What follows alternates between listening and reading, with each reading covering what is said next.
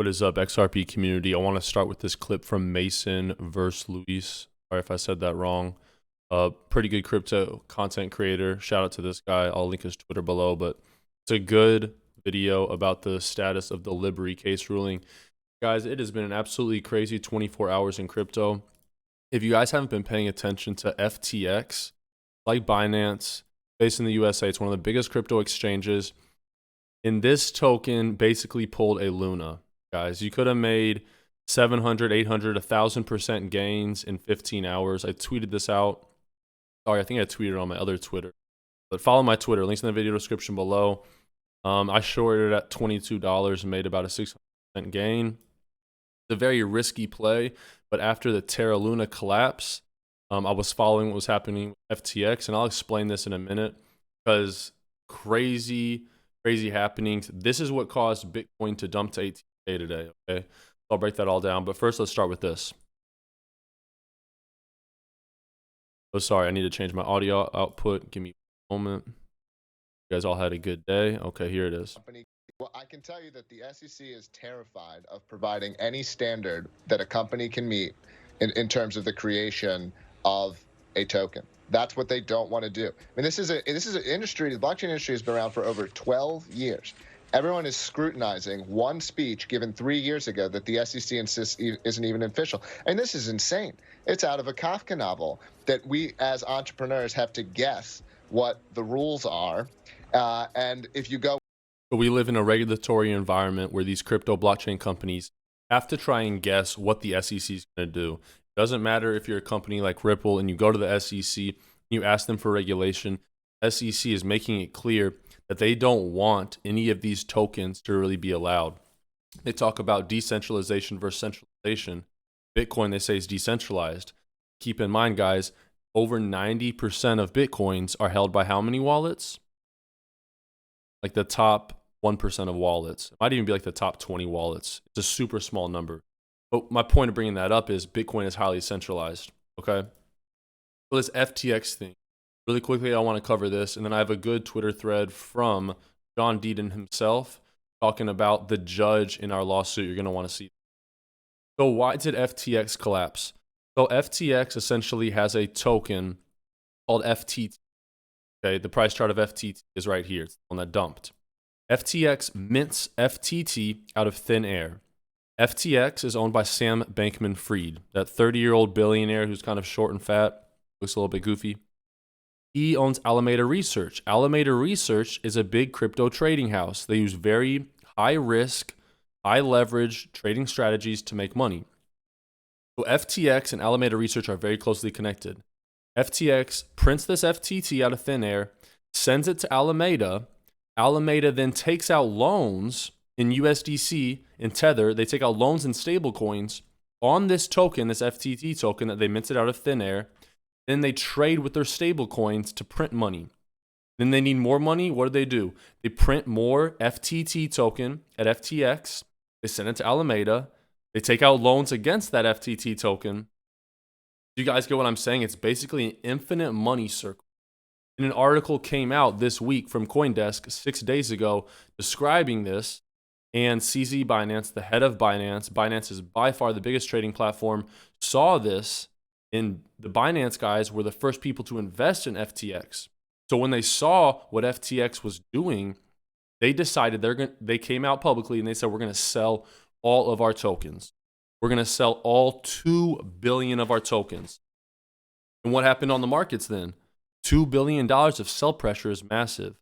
And Binance has tons and tons of degenerate traders. There's no other platform that has more degenerate traders than Binance. So as soon as CEO of Binance transferred $500 million of this FTT token onto the exchange, when you send money to an exchange, the purpose of doing that is to dump it usually. That's not a bullish thing when people are sending to exchange. As soon as people saw on the blockchain 500 million of FTT going on chain, everyone started shorting. And the reason I was like, oh, this is going to be free money is because no one was buying this token. There was so much fear. CZ Binance, the head of Binance, was selling 2 billion of it. So it basically was like just put a low leverage short, and you could have just printed money here. All right, this is why you guys need to follow my Twitter. Links in the video description below. I just want to talk about that because this channel is about XRP, but it's also about crypto. And this is going to be one for the history book. This is up there with Terra Luna. This is a crazy story. Now get this, guys. What is the SEC trying to hide from us? All right, John Deaton, the XRP lawyer, he says, when Judge Netburn stated the SEC Gov lacks a faithful allegiance to the law, couldn't have been more accurate. I was about to file a formal Freedom of Information Act lawsuit in federal court because the SEC refuses to comply and provide Hinman's calendar. They called my office yesterday, and they said we will be providing it today. But they gave me the same alleged calendar entries they provided to others. This is allegedly Hinman's calendar for June 14th. Okay, and he links a picture. Why is this date important? June 14th is the day he made his Ethereum speech. The big speech where he said Ethereum's not a security, right? John Deaton says, do you notice anything significant missing from June 14th? I just gave you the answer. Only the most litigated speech in SEC history is missing. This is not Hinman's calendar. It may be calendar entries for the Division of Corporation of Finance. Guys, if you like my videos, please hit that like button. It really supports, and I'm genuinely grateful when you press the like button. It's free. I'll never ask you for money. All I ask is that you hit the like button. Thank you. But Hinman's calendar should include a flight to San Francisco. It should include speaking at the Yahoo conference, where he gave his infamous speech. The SEC denied his Freedom of Information Act request at first because they said his calendar was personal and it was not used for agency business, right? Like, you can't make this up. They're trying to act like while he was the SEC director, went to go make this speech at this Yahoo conference, that he was just doing it on his own personal business, has nothing to do with the agency. I laughed and then appealed, and the office agreed with me that a federal judge would laugh at them.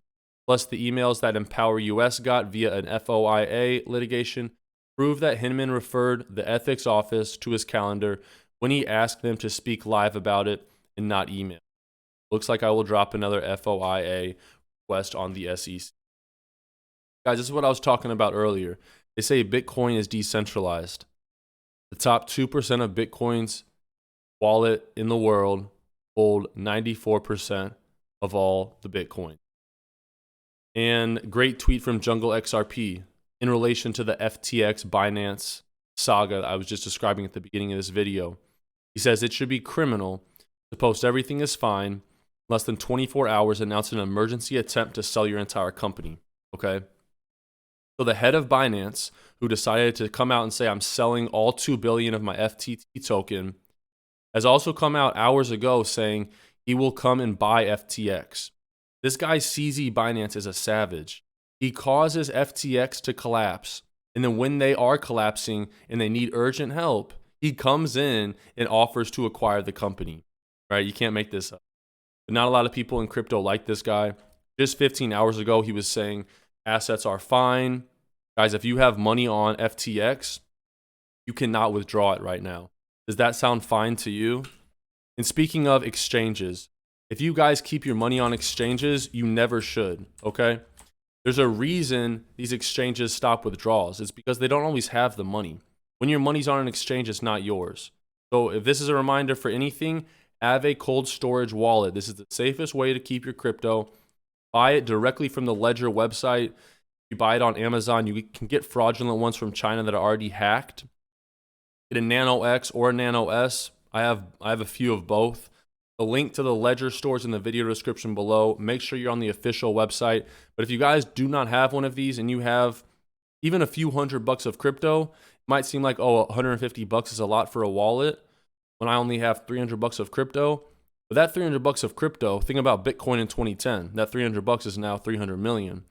You never know how much your crypto is going to appreciate. And if you're holding it for the long term, get a cold storage wallet. Check out Ledger. It's what I recommend.